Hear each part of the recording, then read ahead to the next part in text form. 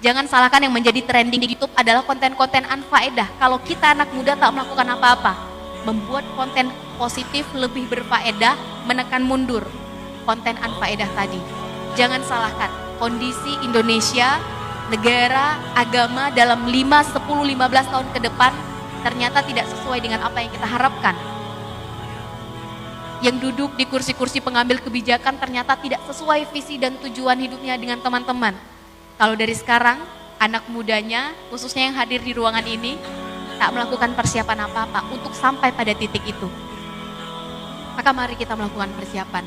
Miracle, jelas, semua yang ada di dalam Islam adalah miracle. Pertanyaannya sejauh apa kita mau menarik value-nya, kita terapkan. Jangan terjebak lagi dengan eksklusivitas teman-teman. Jangan mau jadi anak muda yang eksklusif.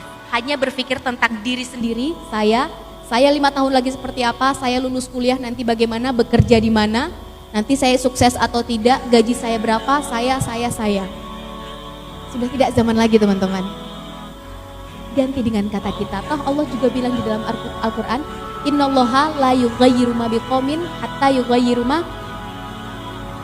bi anfusihim.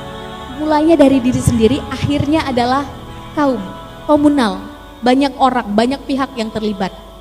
Kalau mulainya dari diri sendiri, hasilnya juga hanya diri sendiri yang merasakan, maka berarti ada formulasi yang salah. Mulainya dari diri sendiri, impactnya adalah untuk orang banyak, itu adalah salah satu value yang diajarkan Islam. Mari kita lihat, selama ini kita bergerak hanya untuk diri sendiri atau menuju ke kebermanfaatan banyak orang. Yang jelas, dunia bukan hanya mencatat orang yang kaya teman-teman. Dunia juga bukan hanya mencatat mereka yang parasnya ganteng, tampan, atau wajahnya cantik. Dunia juga mencatat orang yang bisa memberikan kebermanfaatan paling banyak untuk orang lain, impact. Dan dunia lebih senang mencatat orang seperti ini. Orang tidak akan peduli teman-teman 5 tahun lagi, sukses atau tidak, gaji teman-teman berapa, duduk di kursi apa, tak akan ada yang peduli. Yang orang lain mau peduli adalah apakah kehadiran kita bisa memberikan impact kepada mereka. Maka melihat masa depan, mari kita breakdown. Apa persiapan kita sekarang? Apa yang kita ingin lihat? Setelah ditargetkan, breakdown dulu, lihat berapa waktu yang kita punya, apa kelebihan, kekurangan, tantangan, dan peluang. Analisa pakai analisis SWOT. Kemudian mulai, cari kontrol sosial, cari komunitas, cari mentor. Yang jelas Raja Wali dan Bebek tak akan mungkin berjalan bersama. Tak akan mungkin, mindsetnya beda, pola pikirnya beda, habitnya beda, karakternya beda. Raja Wali kalau sudah melihat mangsa, dia akan fokus, momentum datang dia turun ke bawah, tangkap. Kalau nggak dapat, akan meleset tapi sedikit saja. Kalau Bebek, kemana-mana mengekor. Mau dapat bebek, tangkap bebek paling terakhir, sama dengan kita sudah dekat dengan komunitas bebek.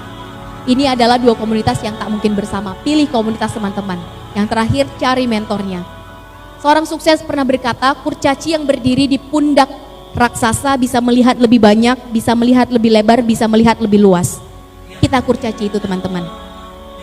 Cari raksasanya. Kurcaci yang berdiri di atas pundak raksasa bisa melihat perspektif lebih banyak dan lebih luas dibandingkan raksasa itu sendiri. Banyak orang ngomong generasi milenial, sudah selesai. Generasi milenial itu adalah yang lahir tahun 80 sampai 2000. 2001 ke sini namanya sudah generasi Z, generasi Alpha. Dan tahun ini adalah tahun pertama generasi Z masuk perguruan tinggi. Siap-siap percepatannya akan 4-5 kali lipat lebih cepat. Zaman berganti, waktu juga berlalu, teknologi hadir. Mereka yang bisa beradaptasi akan maju lebih cepat, bergerak lebih cepat. Mereka yang tidak bisa, mereka akan diam di tempat, mereka akan mundur ke belakang. Franklin pernah mengatakan, when people stop changing, they are dying. Ketika manusia berhenti berubah ke arah yang lebih baik, maka mereka akan mati, diam di tempat, mundur ke belakang. Pertanyaannya adalah, apa yang membuat ratusan pasang mata yang hadir di sini berbeda dengan teman-teman 5 tahun yang lalu? Apa yang membuat teman-teman hari ini di Palu berbeda dengan teman-teman 5 tahun yang akan datang? Pastikan kita berubah, tentu berubah ke arah yang lebih baik. Kalau enggak, berarti kita termasuk mereka yang diam di tempat, mati. Kita yang termasuk melakukan hal yang sama berulang-ulang tapi berharap hasil yang berbeda. Saya ingin tutup sesi pertanyaan ini dengan satu saja. Kalau hanya ada 100 orang anak muda, muslim-muslimah saat ini di Kota Palu yang menginginkan ada perubahan ke arah yang lebih baik, dan mengambil sedikit kontribusi di dalamnya, maka pastikan kita masuk dalam 100 orang itu. Kalau hanya ada 10 orang anak muda muslim-muslimah saat ini di Palu yang ingin ada perubahan ke arah yang lebih baik dan mengambil sedikit kontribusi di dalamnya, maka pastikan kita masuk dalam 10 orang itu.